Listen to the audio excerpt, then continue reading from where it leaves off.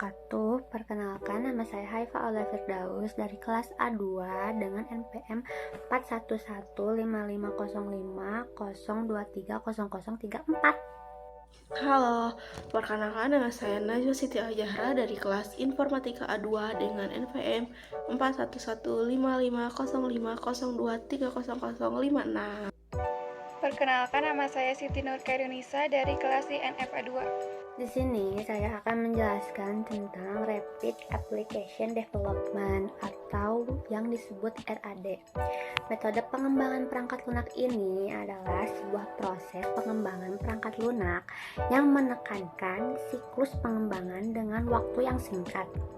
Definisi lain mengatakan bahwa metode pengembangan perangkat lunak RAD ini adalah metode yang menggunakan pendekatan berorientasi objek untuk pengembangan sistem yang meliputi pengembangan perangkat lunak dan perangkat.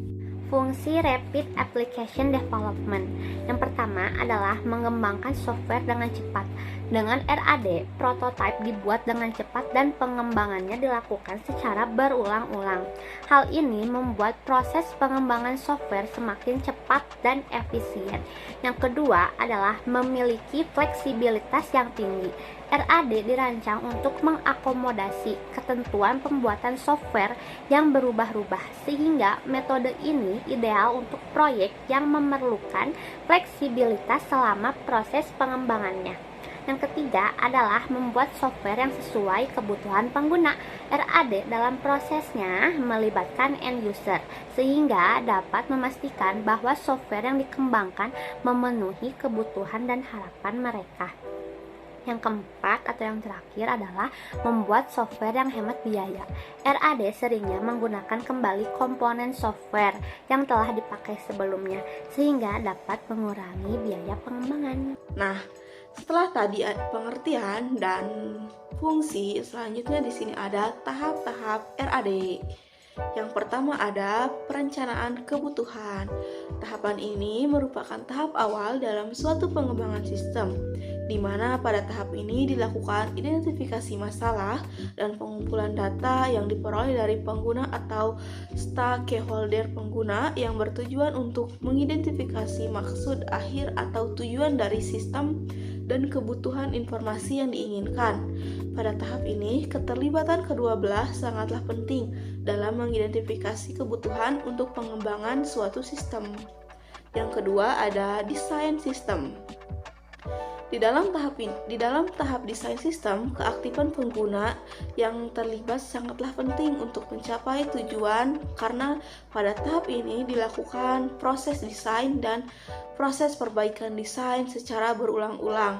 Apabila masih terdapat ketidaksesuaian desain terhadap kebutuhan pengguna yang telah diidentifikasi pada tahap sebelumnya, luaran dari tahapan ini adalah spesifikasi software yang meliputi organisasi di dalam sistem secara umum, struktur data, dan lain-lain.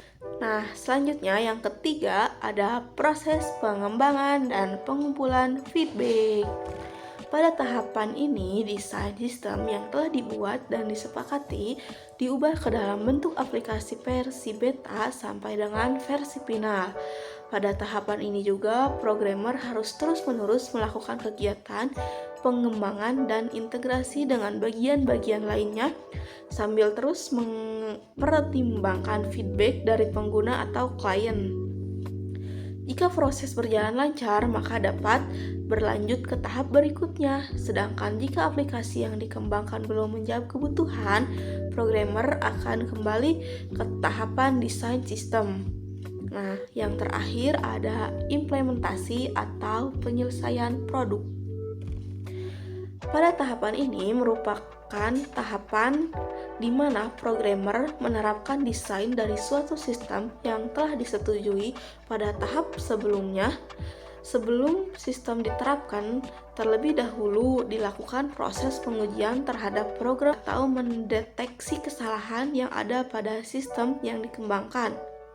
Pada tahap ini bisa memberikan tanggapan akan sistem yang sudah dibuat dan mendapat persetujuan mengenai sistem tersebut. Selanjutnya ada kelebihan dan kekurangan yang akan dijelaskan oleh teman saya, Kak.